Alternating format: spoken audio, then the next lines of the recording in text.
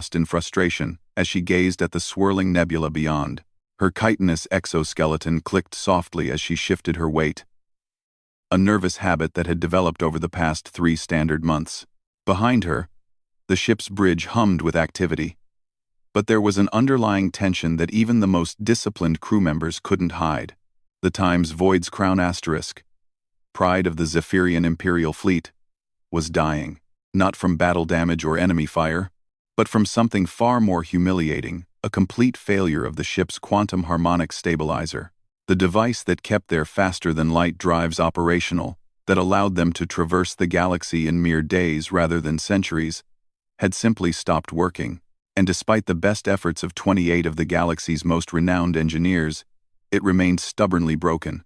"Your Imperial Majesty," came a melodious voice from behind her. Zarathix turned to see her chief science advisor, a tall, graceful being from the Melodian Collective, whose crystalline skin refracted the bridge's lighting into rainbow patterns. "The latest engineering team has concluded their analysis." The Empress's mandibles clicked once, a sound that made even the bravest warriors take a step back. "And they report the same conclusion as the previous 27 teams, Your Majesty. The quantum harmonic stabilizer is beyond repair. They recommend we abandon the ship and transfer to another vessel." Zarathix's eyes, all 6 of them, flashed with indignation. "Abandon the Times Void's crown asterisk? This ship has been the flagship of my house for 3 generations. My great-grandmother conquered the spiral arm from this very bridge. My grandmother united the outer colonies from this command center.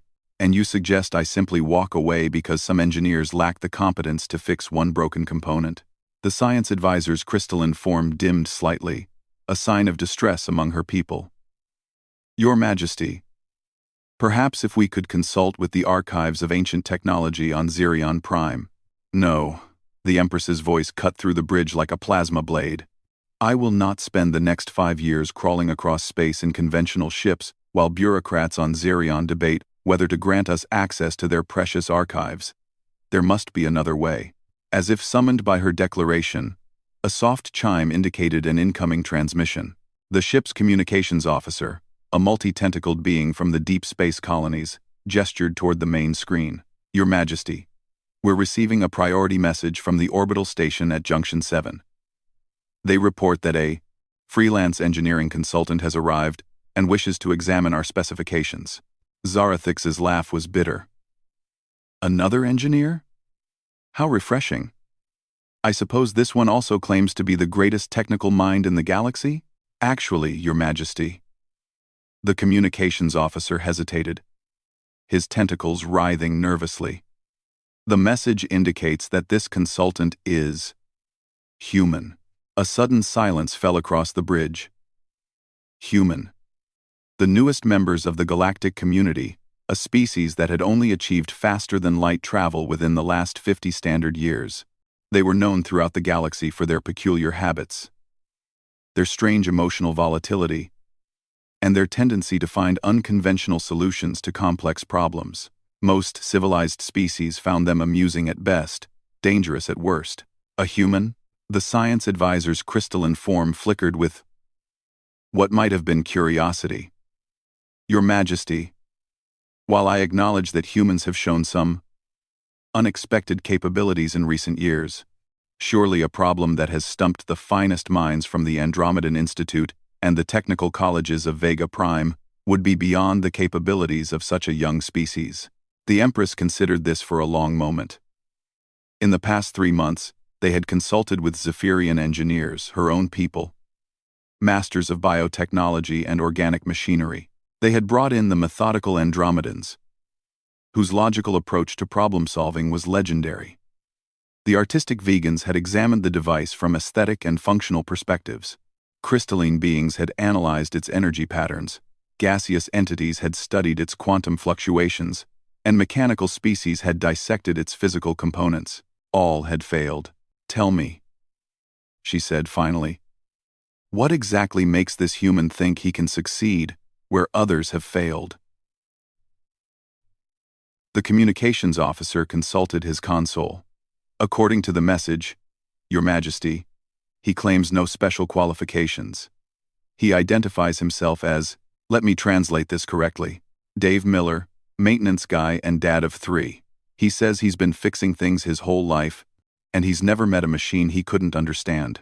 Several bridge crew members exchanged glances. The casual tone of the human's message was almost offensive in its simplicity. No mention of advanced degrees, prestigious institutions, or years of specialized study. Just a maintenance worker and father who claimed he could fix things. He also requests, the communications officer continued, that he be allowed to bring his tools. He says, and I quote, "I never go anywhere without my toolbox. You never know when something's going to break." The Empress found herself intrigued despite her better judgment. In 3 months, not one of the galaxy's finest engineers had requested anything as simple as their own tools. They had demanded access to advanced diagnostic equipment, quantum analyzers, molecular disassemblers, and temporal stabilizers. This human wanted to bring a toolbox. "Your Majesty," the science advisor said carefully, "surely you cannot be considering allowing a human to examine the quantum harmonics stabilizer. The technology is classified at the highest levels. The knowledge of how it operates is restricted to only a handful of species in the galaxy. And yet none of those species can fix it," the Empress pointed out. "Tell me, how many resources have we expended on the previous 28 attempts?" Her chief financial officer, a being whose entire body was essentially a living calculator, responded immediately. "Approximately 43 million credits, Your Majesty, plus the opportunity cost of keeping the fleet grounded for 3 months, which comes to roughly..." "Enough," Zarathix held up one hand. "And what would this human cost us?" The communications officer checked his console again. "He requests only transportation to our location, food for the duration of his stay, and payment of 500 credits, plus materials, if he successfully repairs the device." The bridge fell silent again. 500 credits. The last engineer they had consulted a famous Andromedan specialist, had charged 50,000 credits just for his initial assessment, which had concluded that the device was irreparable. "Your Majesty," the science advisor said urgently, "consider the implications. If word spreads that the Stellar Empress consulted with a human maintenance worker about Imperial technology, if word spreads that the Stellar Empress was too proud to accept help from any source," Zarathix interrupted, "the implications will be far worse. Tell Junction 7 to clear the human for transport. I want him here within the day." As the communications officer began transmitting the authorization codes, the Empress turned back to the viewing port. The nebula beyond seemed to pulse with its own internal light. Beautiful and mysterious, like the universe itself, full of wonders that even the most advanced civilizations barely understood. Perhaps sometimes the solution to a complex problem wasn't more complexity. Perhaps sometimes it was simply a fresh perspective. 6 hours later, a small transport shuttle docked with the Times Void's Crown asterisk. The Empress had positioned herself in the main hangar bay, surrounded by her senior staff and a full honor guard. It was important to maintain dignity, even when consulting with a human. The shuttle's airlock cycled, and a figure emerged that was utterly unremarkable by galactic standards. The human was of average height for his species, with graying hair and clothes that were clean but obviously well worn. He carried a large, rectangular container that appeared to be made of some kind of metal alloy, and he moved with the easy confidence of someone comfortable in their own abilities. "Your Imperial Majesty," he said, performing what the Empress assumed was a human gesture of respect, a slight bow of the head. "I'm Dave Miller. I understand you've got something that needs fixing." The casual tone might have been insulting from anyone else, but there was something genuinely respectful in the human's manner. He wasn't being dismissive, he was simply being direct. "Indeed," the Empress replied. "Though I should warn you, Mr. Miller, that 28 of the galaxy's finest engineers have already declared the device beyond repair." Dave Miller nodded thoughtfully. "Well, that's the thing about machines, Your Majesty. Sometimes they break in ways that make perfect sense to the people who designed them, but they get fixed in ways that make perfect sense to the people who actually use them every day." He hefted his toolbox slightly. "With your permission, I'd like to take a look at this quantum thingy and see what's going on. The science advisor stepped forward. Mr. Miller, you should understand that this is an extremely sophisticated piece of technology. The quantum harmonics stabilizer operates on principles that— Ma'am, Dave interrupted gently, I appreciate the warning, but here's what I've learned in 30 years of fixing things. It doesn't matter how complicated something looks on paper. In the end, it's still just parts working together to do a job. If it's not doing the job, then something's not working together the way it should. He smiled, and the Empress was struck by how genuine the expression seemed. Now, I might not understand the quantum physics part, but I understand when something's broken, and I understand how to find out why. The Empress gestured toward the corridor leading to the ship's engineering section. Very well, Mr. Miller. Let us see what a human maintenance worker makes of Zephyrian Imperial technology.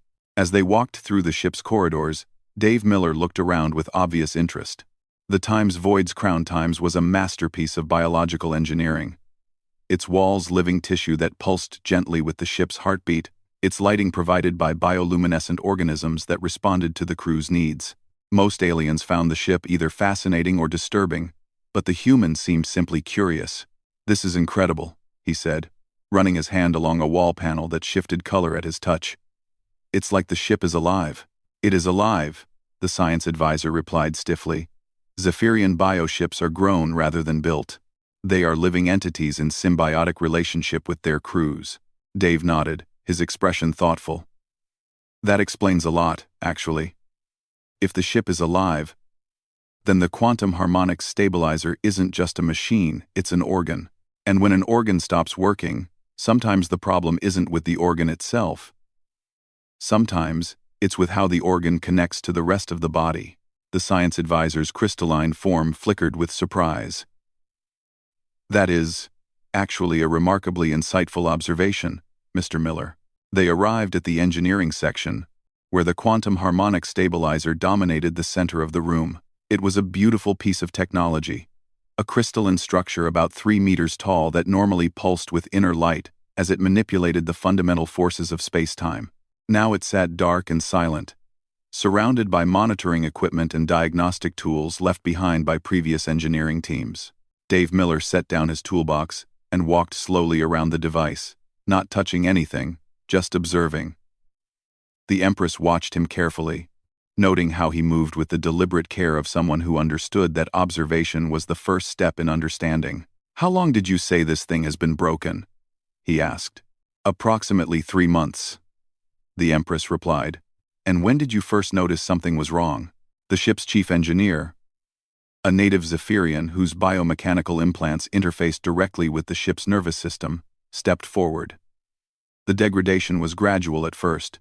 Small fluctuations in the harmonics field, minor instabilities that seemed to correct themselves. We thought it was normal aging of the crystalline matrix. Dave nodded. But then it got worse, suddenly and catastrophically. One moment the readings were within acceptable parameters. The next moment the entire system had failed. We barely managed to drop out of FTL before the drive core went critical. The human continued his slow circuit of the device, occasionally crouching to examine connection points, or standing on his toes to peer at higher components. His movements were methodical but not hurried, and the Empress found herself respecting his patience. Tell me about the maintenance schedule, Dave said. How often do you service this thing? The chief engineer's implants flickered a sign of confusion among her people. Service? Your Honor, the quantum harmonics stabilizer is a self-maintaining system. The crystalline matrix regenerates automatically. The quantum field adjustments are handled by the ship's bio-neural network, and the resonance frequencies are constantly optimized by the onboard AI. Dave stopped walking and turned to face the engineer. So you're telling me that this incredibly complex piece of equipment, which is apparently vital to the operation of your ship, never gets any hands-on maintenance? Why would it need maintenance? It was designed to operate autonomously for centuries. The human was quiet for a long moment, and the Empress could practically see him processing this information. Finally, he opened his toolbox and pulled out what appeared to be a simple diagnostic device, far less sophisticated than anything the previous engineering teams had used. Your Majesty, he said, I think I might have an idea what the problem is. But before I start poking around, I need to ask you something important. Proceed. Dave Miller looked directly at her with clear, honest eyes. Are you willing to trust me to try something that might seem completely crazy to everyone else in this room? The stellar Empress Zarathix studied the human's face for a long moment. Around them, the engineering section hummed with the quiet tension of expectation. Her senior staff waited, some skeptical, others curious about what this strange alien maintenance worker could possibly propose that 28 of the galaxy's finest minds had missed. Mr. Miller, she said finally, in the past 3 months, I have watched engineers approach this problem with mathematical models that required quantum computers to process, theoretical frameworks that took days to explain, and diagnostic equipment worth more than some planetary economies. And you stand here with a toolbox and ask me to trust you to do something crazy. Dave nodded. Yes, ma'am. That's about the size of it. Then yes, the Empress declared. I am willing to trust you. Proceed. 9. Cross. What happened next would later be discussed in engineering schools across the galaxy, though many professors would struggle to explain exactly why it worked. Dave Miller reached into his toolbox and pulled out what appeared to be a common screwdriver. The gathered aliens watched in bewilderment as he approached the quantum harmonic stabilizer and began examining the base of the crystal structure, with nothing more sophisticated than his own eyes and a small LED flashlight. The thing is, he said, speaking in a conversational tone while he worked, when something's designed to never need maintenance, that usually means when it does break, it breaks in really weird ways, because the people who designed it never planned for what happens when things go wrong. He knelt down beside the stabilizer's base and peered closely at what appeared to be a seamless connection between the crystal matrix and the ship's bio-neural interface. Your Majesty, you said this ship is alive, right? That it's grown rather than built? That is correct, the Empress confirmed. And this quantum doohickey has been in here for how long? The chief engineer consulted her biomechanical interface. The quantum harmonics stabilizer was installed when this ship was in its juvenile growth phase, approximately 47 standard years ago. Dave let out a low whistle. 47 years. And in all that time, nobody's ever opened it up for a look-see? As I explained, the chief engineer said with barely concealed frustration, it is a self-maintaining system. There has been no need for... Ma'am, with respect, Dave interrupted. I've been married for 22 years. My wife is a self-maintaining system too, but that doesn't mean I don't need to pay attention to her. Sometimes the problem isn't with the system itself. Sometimes the problem is that the system has grown and changed, and nobody noticed. He stood up and moved to his toolbox, pulling out what looked like an ancient stethoscope, the kind doctors on Earth had used centuries before advanced medical scanners were invented. The gathered aliens watched in fascination as he placed the listening device against various points on the stabilizer. Thought so, he muttered. Your Majesty, can I ask you something? When this ship was young, 47 years ago, was it smaller than it is now? The question seemed to puzzle everyone present. The science advisor's crystalline form flickered uncertainly. Well, naturally. All bioships continue to grow throughout their operational life. The Times Void's crown times has increased in mass by approximately 30% since its commissioning. Dave nodded as if this confirmed something important. And when the ship grows, everything inside it grows too, right? The corridors get a little wider, the rooms get a little bigger, all the bio-neural connections stretch and expand? Yes, but the quantum harmonics stabilizer was designed to accommodate such growth. The mounting points are flexible. The connections are self-adjusting. The connections are self-adjusting, Dave repeated thoughtfully. But what if the connections adjusted so much that they're not really connecting anymore? Every third, in the 22,000, and we're ground. The connections are self-adjusting. And connections are self-adjusting. The connections are self-adjusting. He returned to his toolbox and pulled out a device that looked remarkably like a simple multimeter. A basic electrical testing tool that human technicians had been using for centuries. The assembled crowd of advanced aliens watched in bewilderment as he began probing various connection points with the primitive-looking device. You see, Dave explained while he worked, back home, I fix a lot of old houses. And the thing about old houses is that they settle.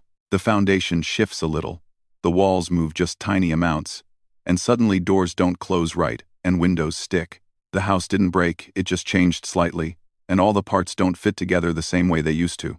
His multimeter beeped, and Dave's expression grew thoughtful. Now, if you're a fancy architect, you might look at a sticking door and design a whole new door frame with advanced materials and computer-controlled actuators. But if you're a maintenance guy, you just shave a little wood off the bottom of the door and adjust the hinges. The chief engineer's biomechanical implants were flickering rapidly, now a sign of intense processing. Mr. Miller, are you suggesting that the quantum harmonics stabilizer has suffered mechanical displacement due to the ship's growth? I'm suggesting that maybe this fancy quantum crystal isn't getting the right signals from the ship because the connections have shifted just enough to cause interference. Dave moved to another connection point and tested it with his simple device. Your diagnostics probably show that all the connections are working within acceptable parameters, right? Correct.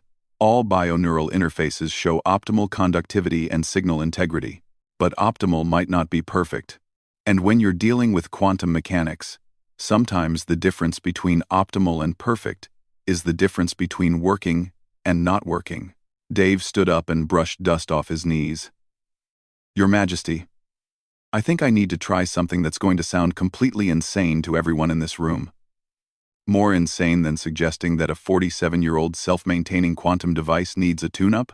The science advisor asked, her crystalline form flickering with what might have been amusement. Yeah, actually. I need to turn the whole thing off and on again. The engineering section fell completely silent. Not the respectful quiet of considered thought, but the shocked silence of beings trying to process something that challenged their fundamental understanding of reality. You want to? The chief engineer began, then stopped, her implants flashing erratically. You want to completely power down the quantum harmonics stabilizer? And restart it? Yep. Mr. Miller, the science advisor said carefully, the quantum harmonics stabilizer is not a simple computer terminal. It maintains the structural integrity of space-time around this vessel. If we power it down completely, there could be cascading quantum effects that... Could there be cascading quantum effects if we leave it broken? Dave asked mildly. The science advisor paused, considering. Well, no. In its current state, the device is essentially inert. But the restart sequence is incredibly complex. It requires precise calibration of 17 different quantum field harmonics, synchronized activation of the crystalline matrix nodes, and careful modulation of the bioneural interface protocols. The process normally takes trained technicians 3 days to complete. Dave reached into his toolbox and pulled out what appeared to be a hammer, not an advanced molecular disruptor or a quantum field manipulator, but an actual, old-fashioned hammer with a metal head and a wooden handle. Sometimes, he said, hefting the tool thoughtfully, the most complex problems have the simplest solutions. You cannot be serious, the science advisor said, her voice rising in pitch. You intend to restart a quantum harmonics stabilizer by hitting it with a primitive percussion instrument. Well, when you put it like that, it does sound pretty crazy, Dave admitted. But here's the thing, if the connections are just slightly out of alignment, sometimes a little physical adjustment is all they need. It's called percussive maintenance, and it saved more equipment than you might think. The Empress had been watching this exchange with growing fascination. The human's approach was so fundamentally different from anything she had witnessed that she found herself genuinely curious about the outcome. Mr. Miller, she said, explain to me exactly what you believe is wrong and how you intend to fix it. Dave set down his hammer and turned to face her directly. Your Majesty, I think what happened is this. Over 47 years, your ship grew. Not much, maybe just a few millimeters here and there, but enough that all the connections between your quantum crystal and the ship's nervous system shifted slightly. Each individual connection is still working fine, but collectively, they're just out of sync enough to cause problems. He gestured toward the stabilizer. Now, your fancy engineers looked at this and saw a quantum mechanics problem. They tried to solve it with more complex quantum mechanics. But what if it's not a quantum problem at all? What if it's just a loose connection, and you believe that? Hitting it with a hammer will tighten the connections? The chief engineer asked, her voice faint with disbelief. Not exactly. See, I think the quantum crystal is stuck in an error state. It knows something's wrong with the connections, but it doesn't know how to fix itself, because it was never designed to handle this kind of gradual shift. So it just shut down to prevent damage. Dave picked up his hammer again. If I can give it a little physical nudge, just enough to reset all the connections simultaneously, it might be able to recalibrate itself. Think of it like clearing a traffic jam. Sometimes you don't need to rebuild the roads. You just need to get everyone moving again. The Empress considered this. It was certainly the most unconventional approach anyone had proposed, but it was also the most confident. Where other engineers had hedged their recommendations with complex disclaimers and probability calculations, this human simply stated what he believed and what he intended to do about it. What are the risks? She asked. Dave shrugged. Worst case scenario, I break something that's already broken. Best case scenario, your ship works again. Everything in between. Well, we'll deal with that if it happens. The science advisor stepped forward urgently. Your Majesty, the risks are considerably more serious than Mr. Miller suggests. If he disrupts the quantum field incorrectly, he could destabilize the entire crystalline matrix. The resulting feedback could damage the ship's bio-neural network, potentially requiring months of regenerative therapy. And if we do nothing? The Empress asked. We abandon the ship and transfer to another vessel, as recommended by the previous 28 engineering consultations. Zarathix looked around the engineering section at her senior staff. She saw doubt, concern, and more than a little fear. But she also saw something else, a spark of curiosity in their eyes. This human had done something none of the previous engineers had managed. He had given them a theory that was both simple enough to understand and complex enough to be plausible. Mr. Miller, she said finally, proceed with your percussive maintenance. Dave nodded and approached the quantum harmonic stabilizer with his hammer raised. Just so everyone knows, he said conversationally, I've been doing this kind of work for 30 years, and I've never actually broken anything that couldn't be fixed again. That is remarkably reassuring, the science advisor muttered. Dave positioned himself beside the base of the stabilizer, where the crystalline structure met the ship's bio-neural interface. He took a deep breath, raised his hammer, and delivered a single, precise tap to a point where several connection conduits converged. The sound was surprisingly gentle, more of a crystalline chime than a mechanical impact. For a moment, nothing happened. Then the quantum harmonic stabilizer began to glow. It started as a faint luminescence deep within the crystal matrix, gradually building in intensity. The mathematical equations that governed faster than light travel began to assert themselves once again. Quantum fields synchronized, and the fundamental forces of physics resumed their carefully orchestrated dance. Around the engineering section, monitoring displays that had shown nothing but error messages for 3 months suddenly came alive with streams of data. The chief engineer's biomechanical implants blazed with activity as she processed the incoming information. Incredible, she whispered. All systems are coming online. Quantum field harmonics are stabilizing within normal parameters. Bio-neural interface integrity is optimal. The Empress felt a vibration through the deck plating that she had almost forgotten the subtle thrum of a ship ready to leap between stars. The Times Void's Crown Times was alive again, in a way it hadn't been for 3 months. Well, Dave Miller said, setting down his hammer and closing his toolbox. That wasn't so bad. The science advisor's crystalline form was flickering rapidly through colors that had no names in any galactic language. This is... How did you know that would work? Dave smiled. Honestly, I didn't. But here's what I learned a long time ago. Sometimes the best way to solve a complex problem is to stop thinking of it as complex. Machines want to work. They're designed to work. When they don't work, it's usually because something simple is preventing them from doing what they want to do. He looked around at the assembled aliens. Your quantum crystal isn't broken. It never was broken. It was just confused. All it needed was a little reminder of how to do its job. The Empress stared at the human maintenance worker with something approaching awe. In 30 minutes, with nothing more than a hammer and a completely different way of thinking about the problem, he had accomplished what the galaxy's finest minds could not. "Mr. Miller," she said formally, "the Zephyrian Empire is in your debt. Just doing my job, Your Majesty, though I do have one request." "Name it." Dave Miller's smile was warm and genuine. "Could I get a tour of your engine room?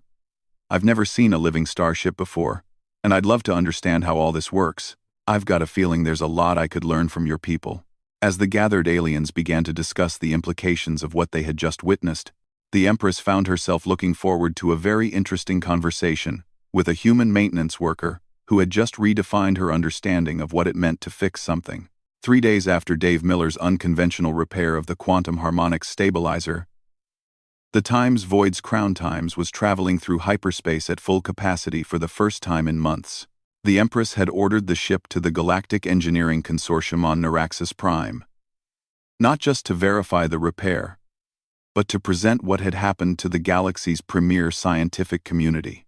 Dave Miller found himself in the ship's observation lounge, still somewhat overwhelmed by the experience of traveling faster than light in a living starship. The view outside the reinforced biomembrane windows showed the swirling patterns of hyperspace, colors that had no names in any language, shifting and dancing in ways that challenged the imagination. "Magnificent, isn't it?" The science advisor approached him, her crystalline form reflecting the hyperspace aurora in mesmerizing patterns. Over the past few days, her initial skepticism had transformed into genuine curiosity about human engineering philosophy. "It really is," Dave replied. "Though I have to admit, I'm still trying to wrap my head around the idea of a ship that's actually alive. Back home, the most advanced thing I work on is the climate control system at the local shopping center." The science advisor's form flickered with what Dave had learned was amusement among her people. "Mr. Miller, may I ask you something that has been troubling me since your successful repair?" "Sure. Go ahead." The quantum harmonics stabilizer has been examined by experts from 17 different species, beings whose entire careers have been dedicated to understanding the fundamental forces of the universe. How is it possible that you, with no formal training in quantum mechanics, were able to solve a problem that stumped all of them? Dave was quiet for a moment, watching the hyperspace patterns shift outside the window. "Well, I think it's because they were all looking at it as a quantum mechanics problem. But sometimes being an expert in something can make you blind to simple solutions." He turned to face her. "See, all those experts knew exactly how the quantum harmonics stabilizer was supposed to work. They understood the theory, the mathematics, the complex interactions between quantum fields and bioneural networks. But none of them had ever actually fixed one when it broke." "Because they never break," the science advisor pointed out. "Exactly. So when this one did break, all their knowledge about how it was supposed to work actually got in the way of figuring out why it wasn't working." Dave smiled. "Sometimes, being ignorant is an advantage. I didn't know what was impossible, so I didn't limit myself to possible solutions." Before the science advisor could respond, a soft chime indicated an incoming communication. The voice of the ship's communications officer filled the lounge. "Science advisor Lyra Nis, your presence is requested in Conference Room Alpha. The Empress has called a meeting with all senior staff. It appears we are approaching Narration Prime," Lyra said to Dave. "Would you care to accompany me? I believe this meeting concerns your repair." Dave nodded, still finding it surreal that he was being included in high-level discussions about galactic engineering policy. As they walked through the ship's corridors, he continued to marvel at the organic architecture around them. The walls pulsed gently with the ship's heartbeat, and the lighting adjusted automatically to their presence, creating an atmosphere that was both alien and somehow comforting. Conference Room Alpha was a large chamber at the heart of the ship, its walls made of the same bioluminescent tissue as the rest of the vessel, but configured to display data streams and holographic projections. The Empress sat at the head of an oval table that seemed to have grown from the floor itself, surrounded by her senior staff. At the far end of the room, A large display showed the approaching form of Narration Prime, a planet-sized space station that served as the galaxy's premier research facility. "Ah, Mr. Miller," the Empress said as they entered. "Please, join us. We were just discussing the presentation we will make to the consortium." Dave took a seat at the table, still somewhat uncomfortable with the level of attention he was receiving. "Your Majesty, I'm not really qualified to present to a bunch of scientists. I just fixed one broken machine that 28 experts declared unfixable," the chief engineer pointed out. Her biomechanical implants had been running constant analyses of the stabilizer's performance since the repair, and she seemed genuinely fascinated by the results. "Mr. Miller, the quantum harmonics stabilizer has been operating at 112% of baseline efficiency since your intervention. It is actually performing better now than when it was first installed." Dave blinked in surprise. "That's unexpected. I just tapped it with a hammer." "Yes," the Empress said dryly. "And that simple action has potentially revolutionized our understanding of quantum engineering maintenance. The consortium has requested a full technical briefing, and they specifically want to hear from you about your methodology." "What methodology?" Dave asked, genuinely confused. "I looked at it, figured out what was wrong, and fixed it. That's not a methodology. That's just common sense."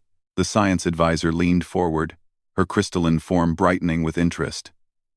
"Mr. Miller, that is precisely what makes your approach so revolutionary. What you call common sense represents a fundamentally different paradigm from how the galaxy's scientific community approaches complex problems." She gestured, and the room's display shifted to show a complex flowchart filled with equations, probability matrices, and decision trees. "This is the standard protocol for diagnosing quantum field anomalies. It requires approximately 47 different analytical procedures, each building upon the results of the previous steps. The entire process typically takes several weeks to complete." The display changed again, this time showing a much simpler diagram. "This, as near as we can determine, is your diagnostic methodology. Observe, hypothesize, test, fix. 4 steps that took you 30 minutes to complete." Dave studied the 2 diagrams. "Well, yeah. If you're trying to understand exactly why something broke, the fancy approach makes sense. But if you're just trying to get it working again, sometimes you don't need to understand the why. You just need to figure out the what." "Explain," the Empress commanded, clearly intrigued. "Okay, so let's say your kitchen faucet starts dripping. You could spend days analyzing the metallurgy of the valve seat, calculating the thermal expansion coefficients of the various components, and developing a mathematical model of fluid dynamics through the entire system. Or you could spend 5 minutes checking if the washer needs to be replaced." Dave shrugged. "Both approaches will tell you why the faucet is dripping, but only one of them will get you a working faucet before dinner." The chief engineer's implants flickered rapidly. "But Mr. Miller, your approach assumes that the problem has a simple cause. What if the quantum field variance had been caused by a fundamental instability in the crystalline matrix? Your percussive maintenance could have caused a catastrophic failure. Then I would have known that hitting it with a hammer wasn't the right solution," Dave replied calmly. "And I would have tried something else." "Such as?" "I don't know. I would have figured that out when I got there." Dave looked around the room at the assembled aliens, all of whom were staring at him with expressions of fascination. "Look, I understand that quantum physics is incredibly complex, and I'm not suggesting that expertise doesn't matter. But sometimes expertise can become a cage that keeps you from seeing obvious solutions." The communications officer's voice interrupted their discussion. "Your Majesty, we are approaching Narration Prime. The Galactic Engineering Consortium has cleared us for priority docking." Through the room's viewing ports, Dave could see the massive space station growing larger as they approached. Narration Prime was a testament to galactic cooperation, a spherical structure nearly the size of Earth's moon, covered with docking bays, research facilities, and the towering spires of academic institutions from dozens of worlds. "Mr. Miller," the Empress said, I want you to understand what you are about to experience.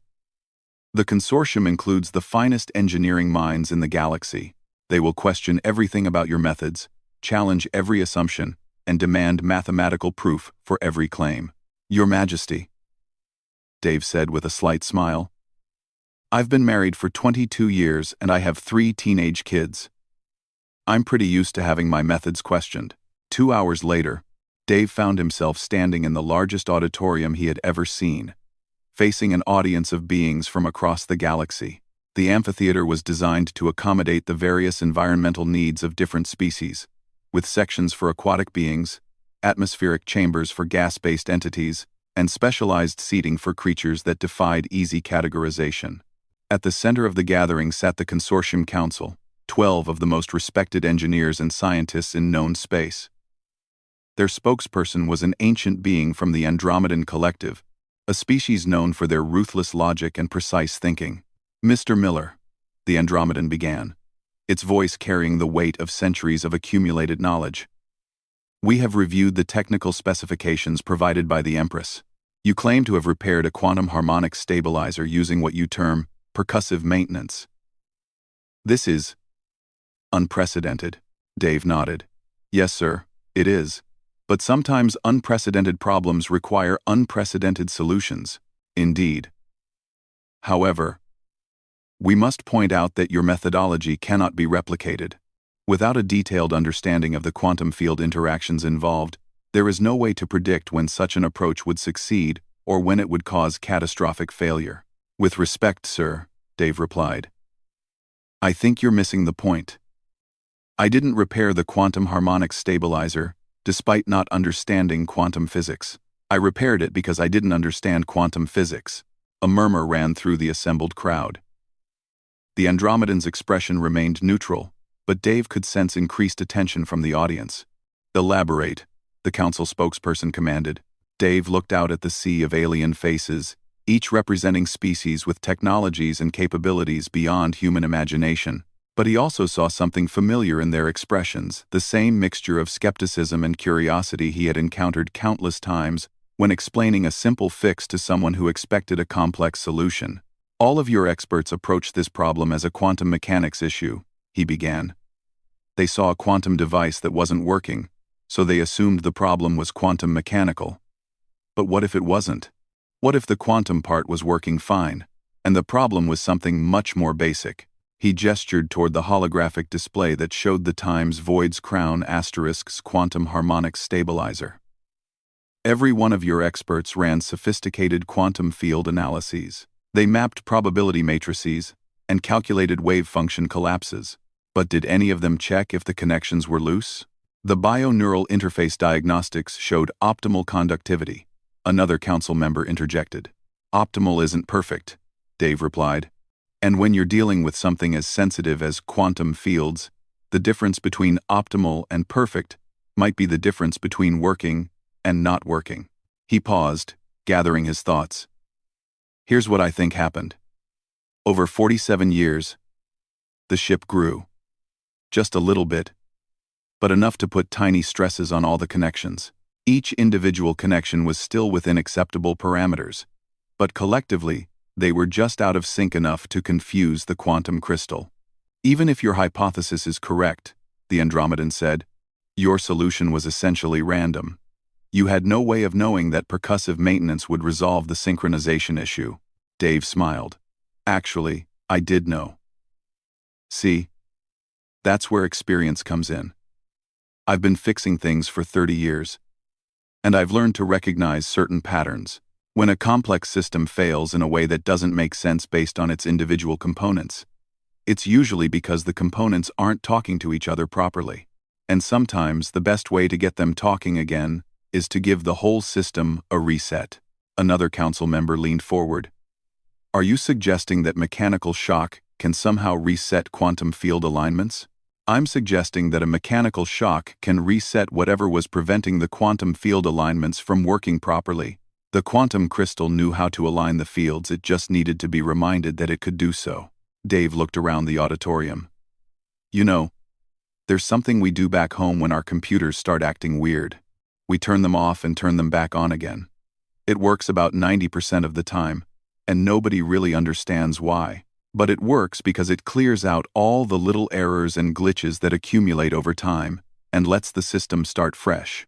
You are comparing a quantum harmonic stabilizer to a computer? The question came from a being whose species Dave couldn't identify, but whose tone of incredulity was universal. I'm comparing problem-solving approaches, Dave corrected gently. Sometimes the most sophisticated solution is the wrong solution. Sometimes what you need is the simplest thing that could possibly work. The Andromedan council member was quiet for a long moment, processing this information with the methodical precision of its species. Finally, it spoke. Mr. Miller, your approach is fundamentally unscientific. You cannot predict outcomes, you cannot replicate results, and you cannot provide mathematical models to support your methodology. That's true. Dave agreed. But it works. But how do we teach it? How do we codify it? How do we ensure that other engineers can apply your insights to similar problems? Dave thought about this for a moment. You know, when I was learning to fix things, my mentor used to say something that I never really understood until now. He said, "Son, there's a difference between knowing how a machine works and knowing how to make a machine work. I think that's what you need to teach. Explain the distinction. Knowing how a machine works is about understanding the theory, the specifications, the intended function. That's important. And you clearly do that better than anyone in the galaxy. But knowing how to make a machine work is about understanding that machines are built by imperfect beings in an imperfect universe, and sometimes they need help doing what they're supposed to do." Dave gestured toward the assembled crowd. Every expert who looked at that quantum harmonic stabilizer knew exactly how it was supposed to work. But none of them thought to ask it what was wrong. They tried to fix it based on what they knew, instead of listening to what it was telling them. "And what was it telling you?" the Andromedan asked. "That it was confused. All the symptoms, the gradual degradation, the sudden failure, the inability to restart, those weren't signs of a broken machine. They were signs of a machine that had lost track of what it was supposed to be doing." Dave smiled. "So I helped it remember. Sometimes that's all fixing really is, reminding a machine how to do its job." The auditorium fell silent as the assembled engineers and scientists contemplated this perspective. Finally, the Andromedan spoke again. "Mr. Miller, the Galactic Engineering Consortium would like to offer you a position as a senior consultant in practical problem resolution." Dave blinked in surprise. "That's very flattering. But I already have a job. And I promised my wife I'd be home in time for my daughter's soccer game next week." "Your daughter plays soccer?" asked the science advisor, who had been following the proceedings with obvious fascination. "Yeah. She's the goalkeeper for her school team. She's pretty good at it too." Dave's expression softened with paternal pride. "She says she wants to be an engineer when she grows up. Maybe work on starships." The Empress, who had been silent throughout the formal presentation, suddenly spoke. "Mr. Miller, what would you say to your daughter about what happened here?" Dave considered the question. "I'd tell her that intelligence isn't just about knowing a lot of facts. It's about being curious enough to ask the right questions and brave enough to try simple solutions to complex problems. And I'd tell her that sometimes the most important thing an engineer can do is listen to what the machines are trying to say." He looked around the auditorium one more time. "I'd also tell her that no matter how advanced the technology gets, the basic principles of fixing things never change. Pay attention, stay curious, and remember that most problems have simpler solutions than they appear to have." As Dave Miller prepared to return to the Times Void's crown times for transport back to Earth, he carried with him something more valuable than any payment or recognition. The knowledge that sometimes the greatest gift one species can give to another is a completely different way of thinking about the same problem. And somewhere in the audience, a young Zephyrian engineering student made a note to study human maintenance techniques, wondering what other simple solutions the galaxy might be overlooking. The universe, it seemed, was full of machines that just needed someone to listen to what they were trying to say.